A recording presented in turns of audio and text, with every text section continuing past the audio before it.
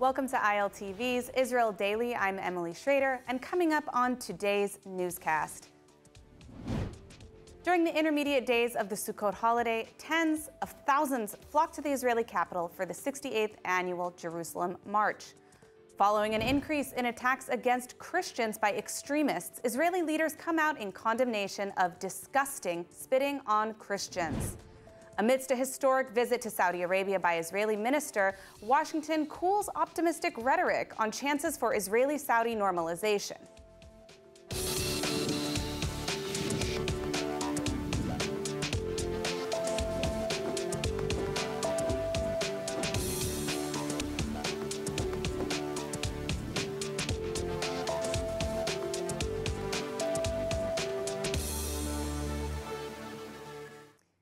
Today was one of the most joyful and colorful days of the year in the Israeli capital as tens of thousands of Israelis from around the country took part in the 68th annual Jerusalem March during the intermediate days of the Sukkot holiday.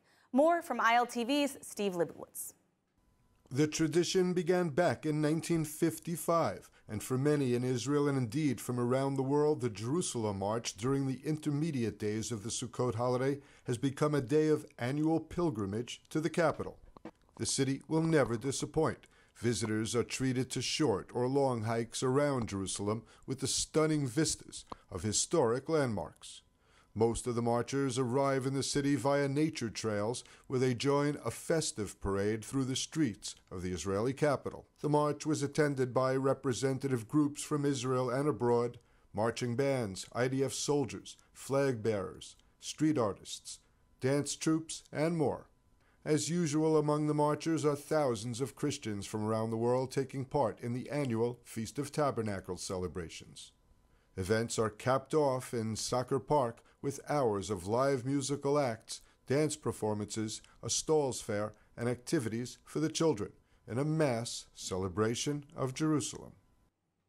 And now, this week, a video showing Christian tourists in Jerusalem's Old City went viral as a group of religious Jewish extremists were caught spitting at the tourists. The video garnered millions of views on social media and prompted harsh condemnation from Israel's religious and political leaders. This incident comes following an increase in attacks against Christians by extremists in the past year, which include vandalism and property damage and harassment. Since the beginning of the year, a monastery in Ma'alot was damaged, graves in a Christian cemetery were vandalized, and an Armenian monastery was targeted with hateful graffiti reading death to Christians.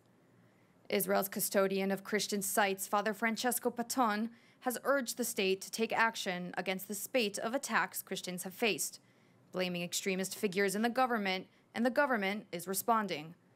In response to the viral video, Israel's Minister of Foreign Affairs Eli Cohen issued a condemnation of the attack on Tuesday, calling the attack despicable and not representative of the values of Judaism. Similarly, Prime Minister Benjamin Netanyahu condemned the attacks on Christians and stated that Israel is committed to safeguard the sacred right of worship and pilgrimage to the holy sites of all faiths. On the religious side, Israeli Ashkenazi Chief Rabbi David Lau, as well as Sephardi Chief Rabbi Yitzhak Yosef, both condemned the attacks and confirmed they are a violation of Jewish law. Today, the Israel police announced they have arrested 5 suspects who were depicted spitting at Christian tourists in the video. Jerusalem District Police Commander Doron Turgeman stated, "We will not tolerate expressions of hatred toward anyone, Jews, Muslims, or Christians in the Old City and anywhere else in Jerusalem." The Israel police have also established a special investigative committee to deal with anti-Christian attacks such as what occurred in the video. Well, it's good to see that Israel is taking these fringe extremists seriously and that concrete action is being taken to defend the rights of Christians across Israel. And speaking of Christians in Israel, as we mentioned, the Jerusalem March is taking place in Israel. And here to speak with us about it is David Parsons from the International Embassy in Jerusalem. David, thank you so much for joining us today. Shalom, good to be with you. So the Christian participants in the Feast of Tabernacles were back for another year of celebrating in Jerusalem. How many took part in this year and how did it compare to other years? We have around 3,000 Christians from over 80 countries this year. That's about 50% over last year. Post-COVID, we're building back up to good numbers. We have large delegations from Brazil, all the way from Fiji and other Pacific islands, and even countries near, not only far but near. We have Egypt here, Turkey. We have 12 from Turkey. We have a minion from there, a minion from Egypt. There's an Iranian in the march, Algerian, many other Christians from all over the world. We even have South Korea marching with a believer from North Korea. Not sure if they're going to carry that North Korean flag because it is sensitive for them to be seen here in this march. Still an impressive showing nonetheless. The Feast of Tabernacles, it's become quite an annual tradition in Jerusalem and Israel. Is the Jerusalem March the highlight of the event?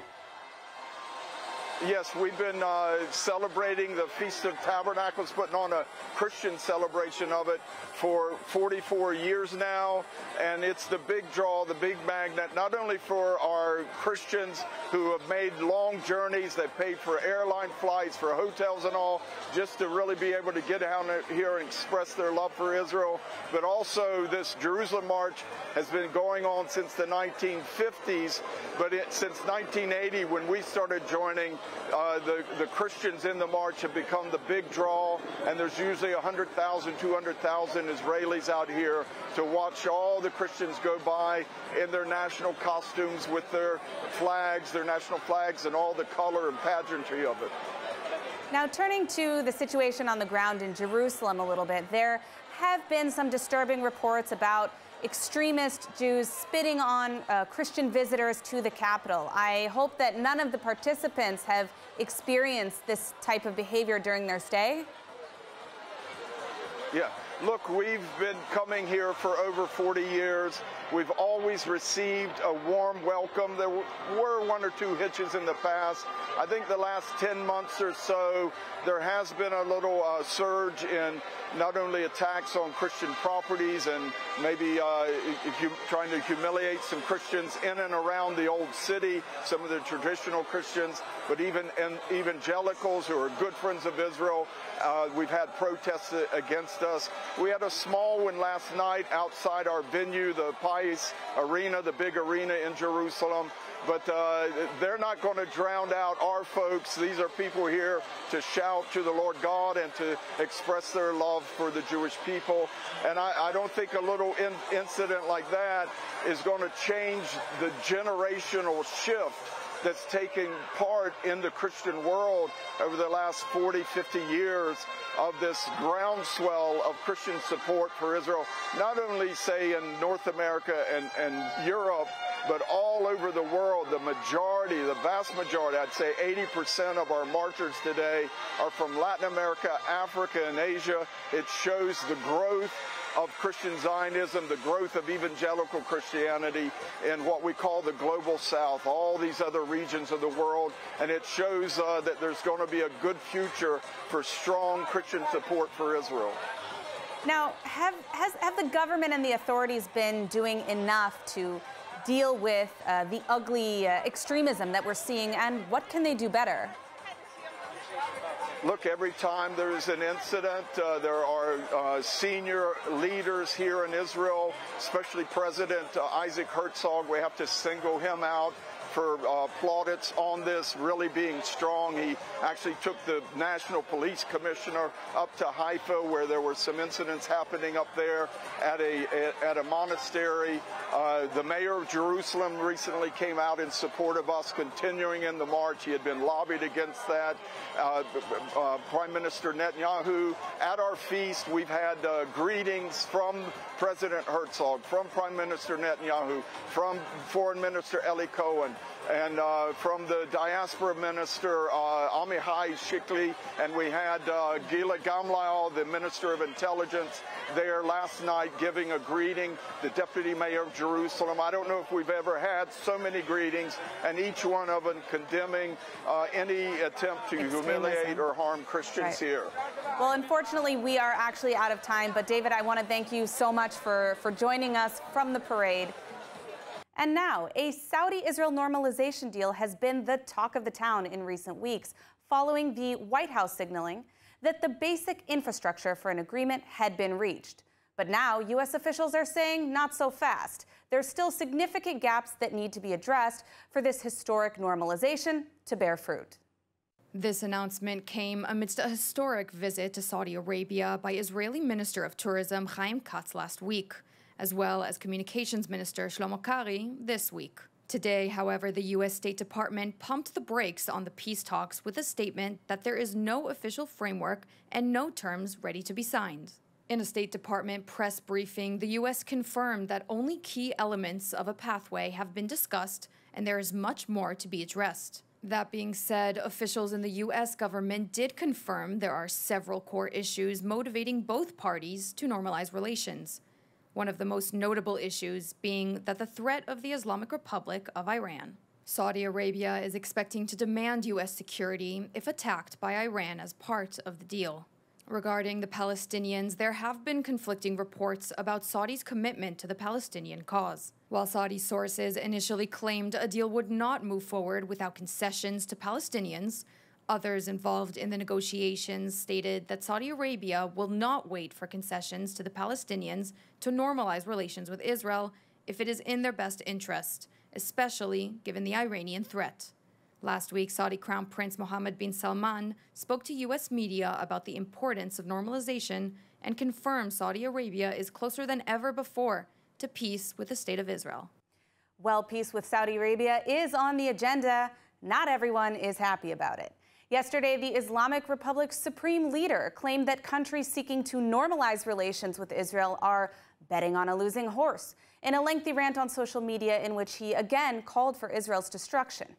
Prime Minister Netanyahu responded, saying that the Iranian regime's efforts to stop countries in the region from forging ties with Israel will fail. More from ILTV's Steve Leibowitz.